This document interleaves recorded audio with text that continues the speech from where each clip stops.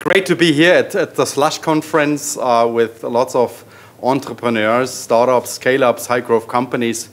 And this is the perfect stage to attract you and to consider an IPO as one strategic option you have in hands. And welcome to our session, Zero to IPO.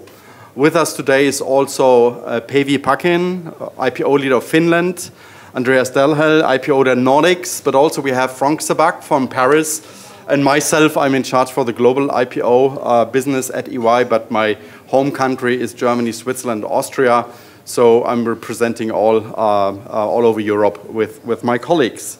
So the goal is today to provide you some insights, especially from unicorn IPOs.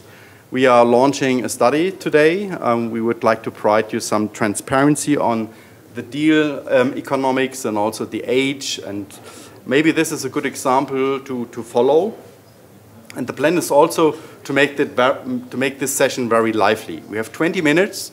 This is very short to talk about a strategic milestone, which is the IPO. So all questions, all comments from your side are highly welcomed. And also, after this session, Päivi, Andreas, Frank, and me, we invite you for 101 meetings. So when you have a confidential question and when you think about IPO, there's a possibility to meet us here in Helsinki or around Europe in your home country.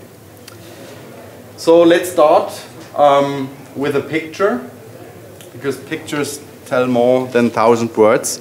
You see here the opening bell ceremonies from different stock exchanges, from different clients of us.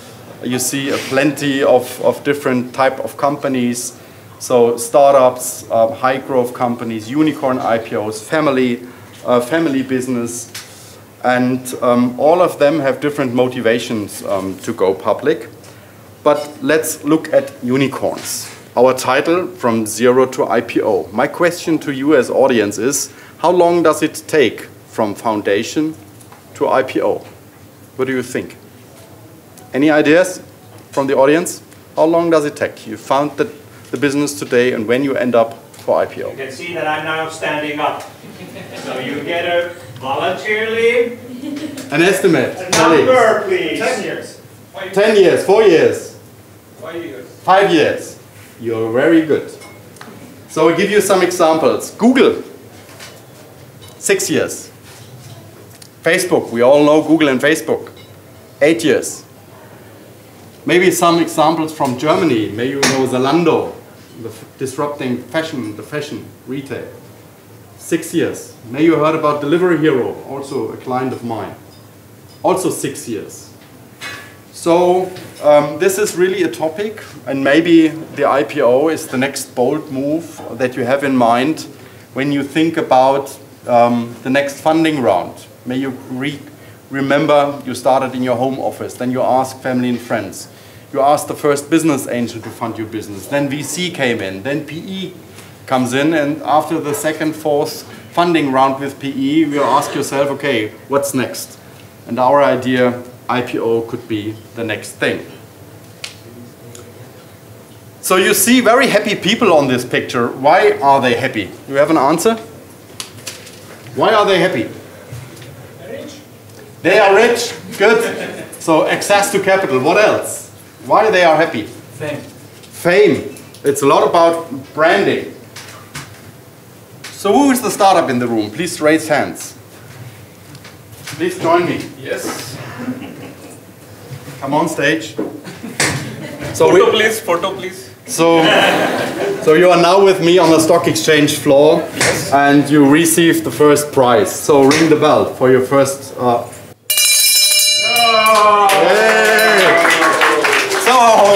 So how you feel?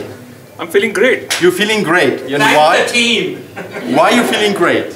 Yeah, because I'll be part of even larger ecosystem. I'll be creating wealth for a lot of people. Yeah. Applications, value addition, you know, everything. Great. Thank you. Thank you. So you tested your case already. Yes. Thank you. So you see you are exposed, you are in this public spotlight. You heard a lot about brand, so you are in the midst of the media. So this has also some non-financial advantages to go public. And I have to say, you see here the IPO activity at the lower chart. We had a record year in 2017 in IPO activity. And we have a record year in unicorn IPO activity in 2018 already. So over 33 IPO unicorns, means companies below 10 years age and below and above 1 billion in market cap launched the market. And those companies are coming from all over the world. We all remember in the US, Snap, Dropbox, in Asia Pacific, Alibaba, and Xiaomi recently. But also in Europe, Spotify, we are in the Nordics, Adyen from Denmark, and also Delivery Hero just as a German example. So it's really time to think about IPO, and we have a really healthy environment for these unicorn transactions. So why you should think about IPO? Because you have plenty of options. You can sell the firm in an M&A case. You can attract PE. But you can also think about IPO. And what we heard from our clients is that an IPO is a catalyst for further growth. And also in a market that you are disrupting, speed is critical, and you get the critical mass with the IPO. So, but also an exit opportunity for your existing investors, and sometimes you have 30 external investors and they want to realize value. Brand, we talked about brand.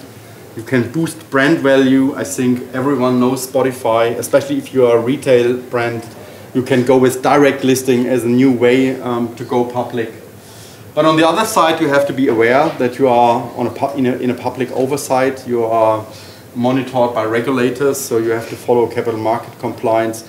And these are the pros and cons that we, together with my IPO list, we evaluate whether it makes sense for you to take this route or not. How a typical process looks like. So when EY is coming in this consideration, we are coming in very early, so 2 to 3 years before the IPO takes place.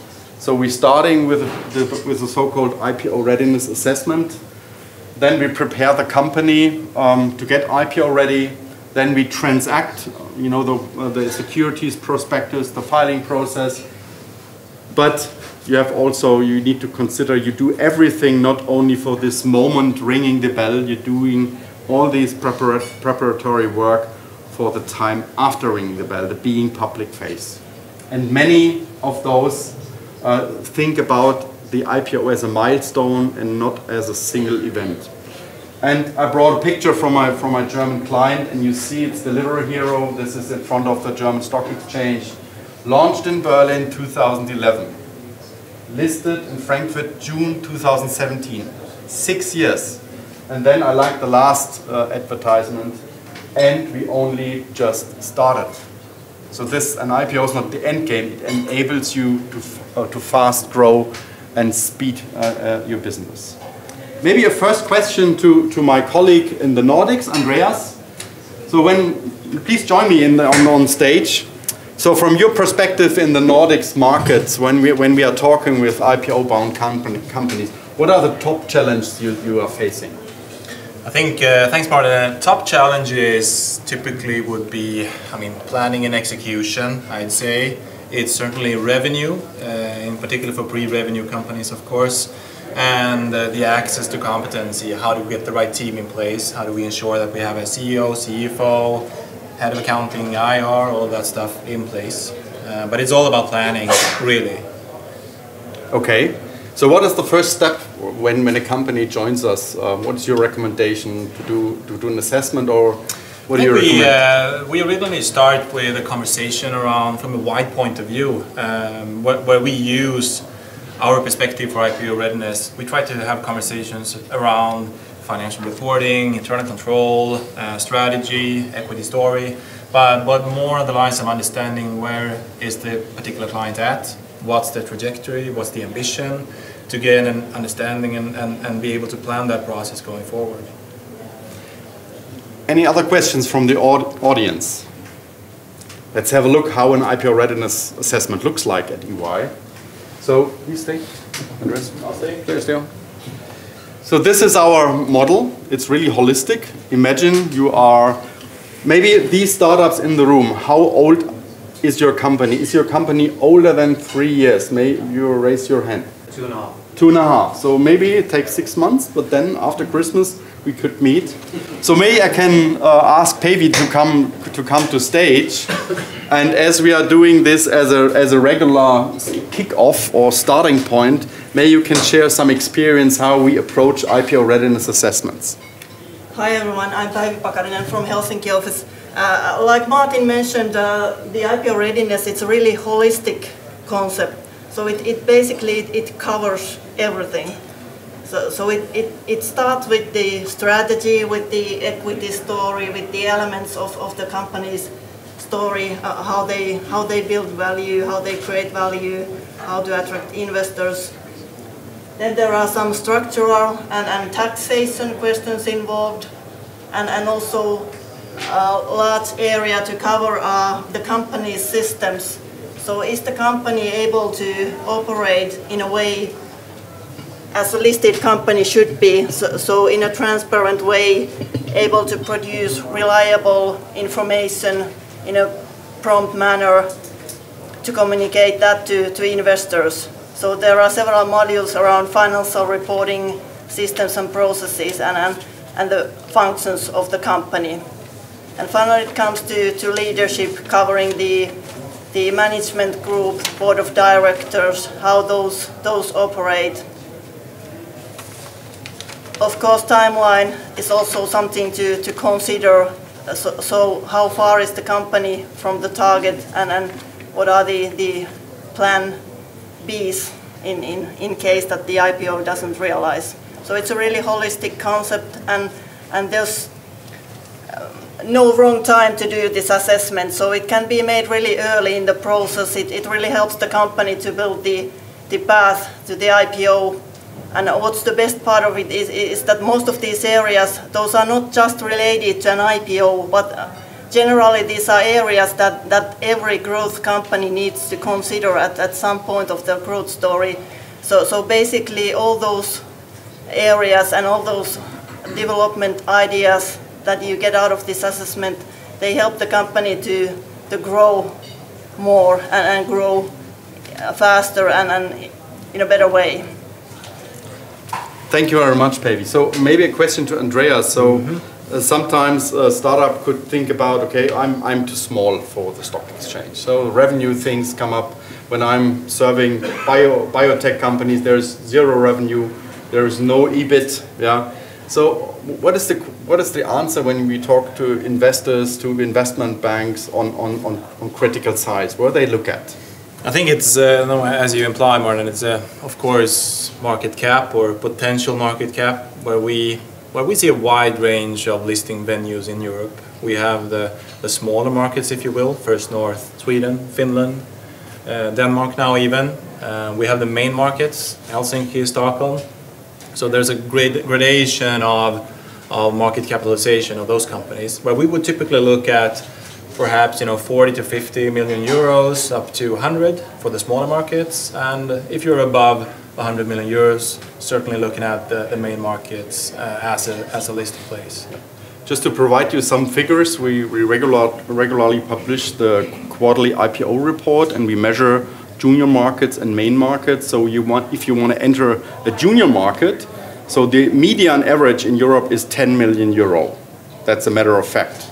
So if you need 10 million euro and maybe you have a market cap of 50 million, so it's worth to think about an IPO and to test the junior markets. If you go to the main markets, which have higher listing requirements, then we are closely to 100 million to find a relevant bank. So these are roughly the market cap requirements we see in the market. Maybe a question from the audience. Any question to the team here? Yeah, which exchange should we choose? I mean, is it like more liquidity? Are there any specific exchanges for small companies that are going to go big? I mean, are there any intelligence around that area that you would like to share? Would you like to answer? Well, I think first question is really which sector are you in? Right. Because depending on which business you're operating in, you would be looking at Oslo for shipping and oil. Yeah. We were looking at Stockholm for gaming, betting, life science. I mean, Finland. Then we also, of course, trail investor confidence. Where is, sorry, where is the market moving currently? And that's very trending. Right. So currently, I'd say Finland and Sweden are trending pretty strongly from an investor sentiment point of view, whereas perhaps Denmark is a bit more challenging, if I may say. So the global statistics say from all IPOs in the world, we will end up this year with 1,350 IPOs. 10% are going abroad, so not listing in the home market. But as you, as an entrepreneur, you have the full fledged of options around the world, and it depends, like Andreas said, in which sector are you in. When you go biotech, you have a certain peer group at a certain stock exchange. But we like to provide you an independent view as EY. We have a methodology called IPO Destination Compass. So you get the full picture, which stock exchange might best fit to you, which regulatory environment, which sector thoughts are and strategic thoughts are associated with the right IPO destination. Maybe one final question to the audience here. Everyone knows Prada, I'm sure the woman, and also the man. Prada, the famous Italian bag maker. So they went public. Which stock exchange? Can I hear some stock exchange? Where they went public, an Italian brand. You have an idea? Milano. Milano. What else? Euronext. Euronext. Frankfurt. Frankfurt. Singapore. Oh, it's getting hotter. Singapore. S&P. Hong Kong. Hong Kong, bingo.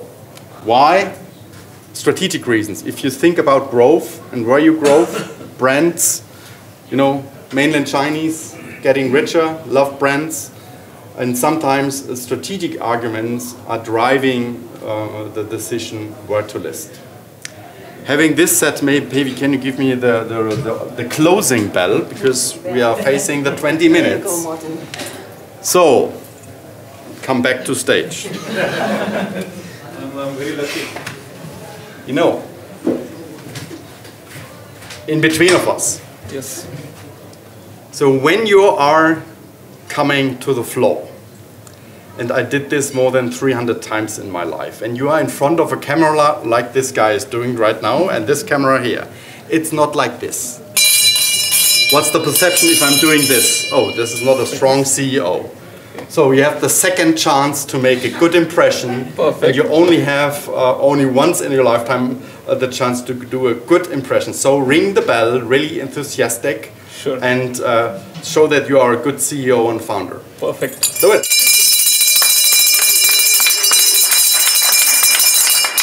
Thank you. Thank you very much. Thank you.